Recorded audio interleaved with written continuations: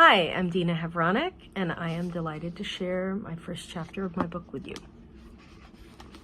At the age of 15, Giddy Barber knows two things. She's going to become a mechanical engineer, and she can't remember the last time she smiled.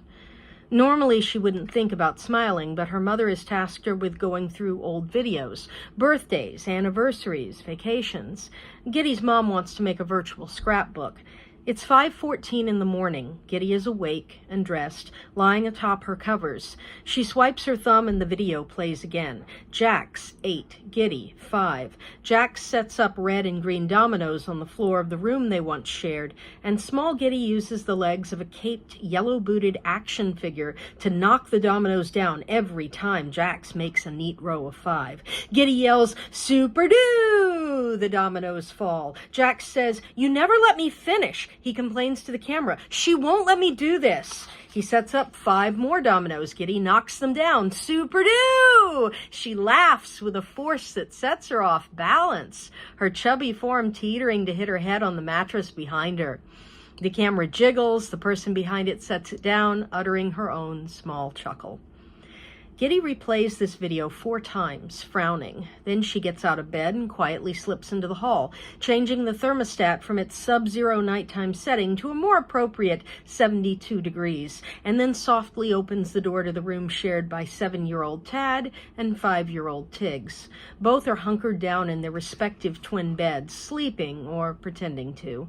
Giddy kneels, has to press her belly to the floor to squeeze her arm and shoulder under the bed, where the yellow-booted action figure lies covered in dust bunnies. Like most of her toys, it wasn't hers to start out with. It was Jax's before it was handed down to her, and then without Giddy's input given to Dougal, and then later to Tad, meaning it's destined eventually for Tiggs's toy box, probably soon, because Tad's interest in the figure has clearly waned. Giddy first noticed it weeks ago while walking Tad and Tiggs through the process of cleaning the floor of their room. Giddy sits cross-legged to the tune of Tad's soft breathing. The figure's head has been chewed on since her ownership. One leg flaps busted at the knee's articulation. The cape wants to pop up like a vampire collar. But even new, it would be unremarkable. Not even a name brand. Just a knockoff, like most of Giddy's old toys. She can't remember the name it had when it belonged to Jax. But Giddy had wanted to call it Superman, except she changed the name when Jax pointed out Superman's cape is red. Giddy thinks she renamed the toy Super Dude, but it came out Super Doo, so Super Doo. Jax had told her mother it's like poo, only with a D, and way more super. Giddy goes back to lie on her bed and examines Super Doo, unable to remember why the toy gave her so much joy. She's still examining it when her 5:30 alarm goes off. Giddy slips Super Doo into a front jeans pocket, leaps out of bed, unscrews a bottle from her nightstand, and pops a morning antacid.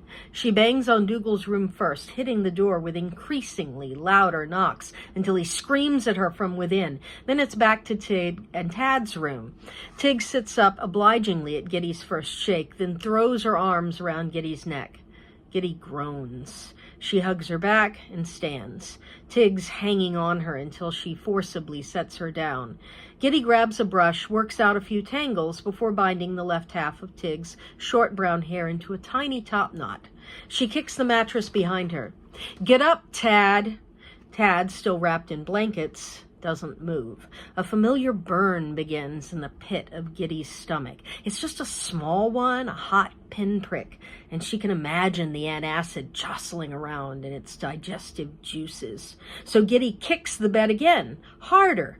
She makes another top knot on the right side of Tig's head and says, "I'm serious, Tad," as Tiggs raises her fingers to touch the top knots with reverence, awestruck by Giddy's abilities.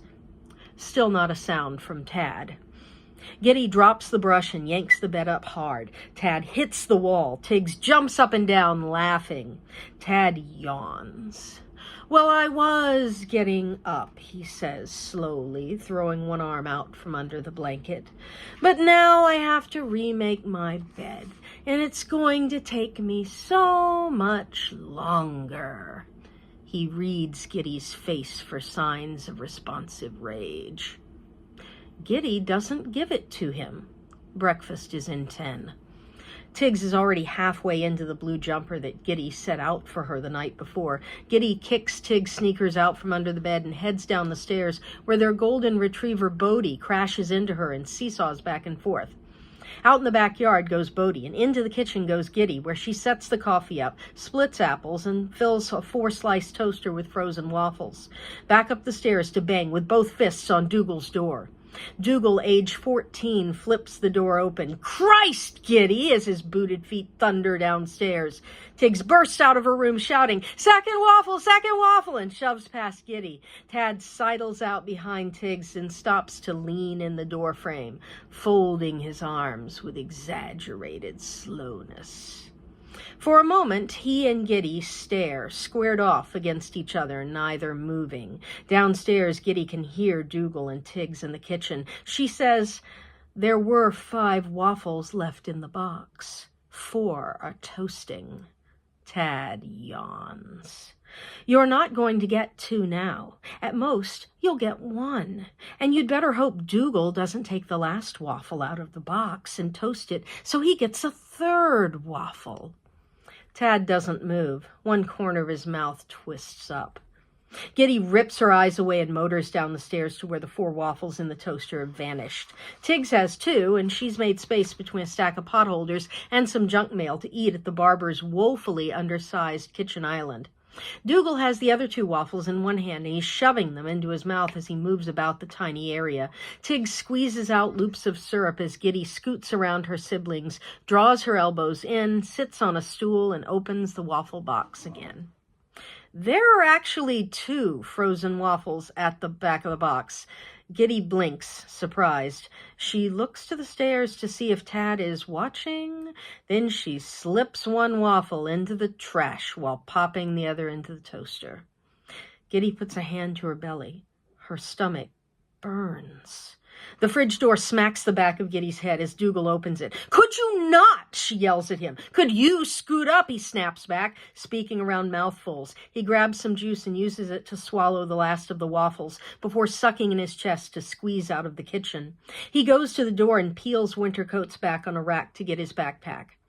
Giddy is eating instant brown rice with egg whites. She chews thoughtfully, and her stomach shrugs off the meal, its low simmering line of acid receding into its pit.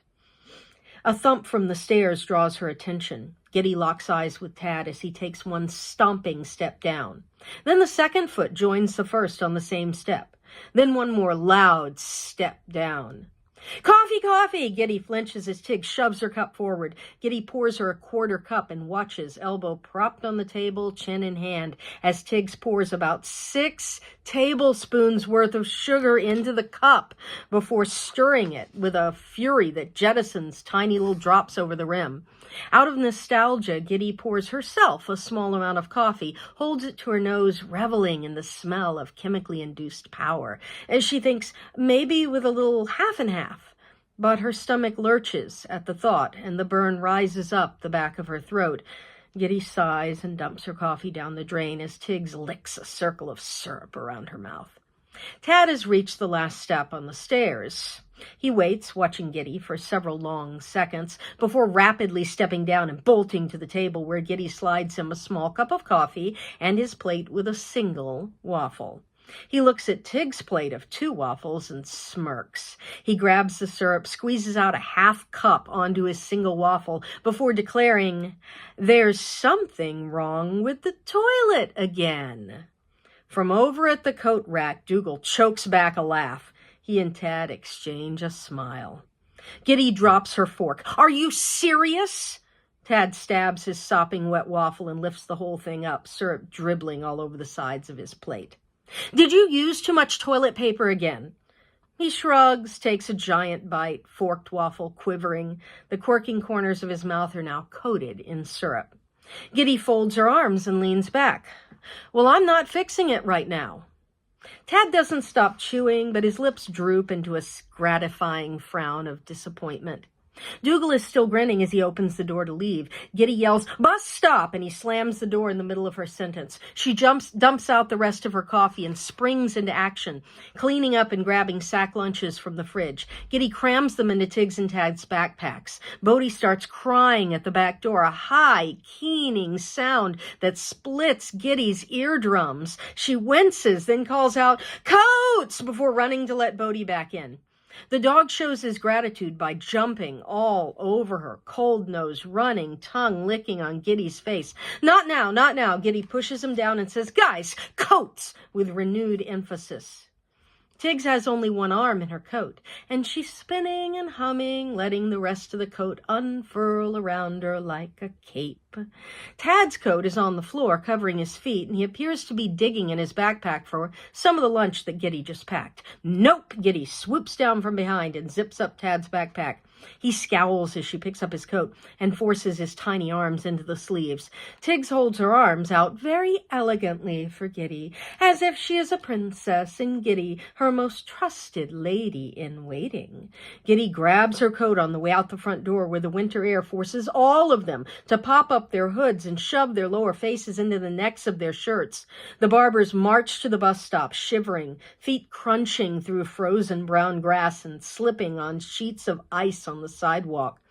Superdue pokes Giddy's fingers with a rude abrasiveness when she shoves her frigid hands into her frozen jean pockets. At the end of the block, Dougal sits on the curb a short distance away from the corner. He's flanked by two other high schoolers, and to Giddy's irritation, they are vaping. Tad doesn't seem to notice. He's found a broken wedge of concrete and is using his heel to work it out of the pavement. When the bus pulls up, Dougal hops up and gets on. It's not lost on Giddy that his friends don't board the bus, but instead head down the road toward the flashing open sign of a convenience store. They disappear inside and reappear with chips and drinks. They sit outside eating, talking. Giddy shakes her head. Her stomach gurgles with unpleasantness, and she presses a hand to her belly, disappointed. She had high hopes for this morning's modified white diet breakfast. "Giddy!" Tiggs tugs her sleeve. Giddy puts a fist to her mouth and belches. Tiggs pulls her harder. "Giddy!" Giddy looks down. Tiggs holds up fingers so Giddy can count them. "I have 5 questions today." A great weariness settles on Giddy's shoulders, and she sags a bit, her eyes scanning the end of the road to see if she can spot Tiggs and Tag's bus yet. Tiggs yanks on her sleeve again hard. "I said I have 5. Okay." Giddy disengages Tiggs' tiny hands. "What are they? Where does mud go after you get it off your shoes and it gets thrown out? And why does everyone hate it so much?" Giddy rolls her eyes. "Well, mud gets washed into the ground, and if you're a bug, you probably don't hate mud." "Why do people like water more than mud, then?" Giddy hops a little on her feet to stay warm, checking the time on her phone. The elementary school bus is late. "Who says they do?" Tig shrugs. "Why do mermaids not live in mud, then?" "Actually, I'm pretty sure mermaids do live in mud, and that's why we can never find them." Tiggs goes over to a tree and studies it before wrapping her arms around it and putting one foot up to see if she can get traction to climb. She loses interest after a few slides of her feet. Giddy sends a gif to her friends of a cartoon cat slamming its head into a wall over and over. She waits. 2 minutes go by with no response. Tiggs has decided to sit facing the tree and is making a game of involving it in a conversation. Tad has resumed digging into his backpack. He opens the chips Giddy packed in his lunch and starts eating them. Giddy texts, "Any good music out there?" That gets her a K-pop video and a hip-hop song, which she puts an earbud in to listen to. A third, incomprehensible audio track sounds like it was recorded in somebody's garage. As she frowns, unable to tell if what she's listening to is really bad or she just doesn't get the style. "That's Kara, right?" Trinity texting. "Oh yeah, she's great." Asia texting. "She's meta with her talent." Jess texting. Giddy has never heard of this Kara person, but she is in the process of trying to figure out where she can download more music by her. When the elementary school bus pulls up 16 minutes behind schedule, Giddy glares at it. Tiggs breaks away from the tree and complains, "That was only 4 of my questions. Ask them faster next time," Giddy says, giving her and Tad a light push up the steps. As soon as the door closes, Giddy turns and takes big, flat-footed steps so as not to slip on the icy pavement. But it's slow going, so when she hits the curb, she steps onto the grass and runs. The soles of her sneakers kick up frozen ground slush, and within seconds her lower jean legs are coated with a cold, muddy mess. Inside, Bodhi jumps around her ankles as she goes up the stairs. It's 7:02. If she hurries, she'll only be 5 minutes late to school. The upstairs toilet has a tube sock in it, the pail end floating up through murky water like a tapeworm. Giddy invents new curses as she plunges it out, throws the sock in the trash, and disinfects her hands.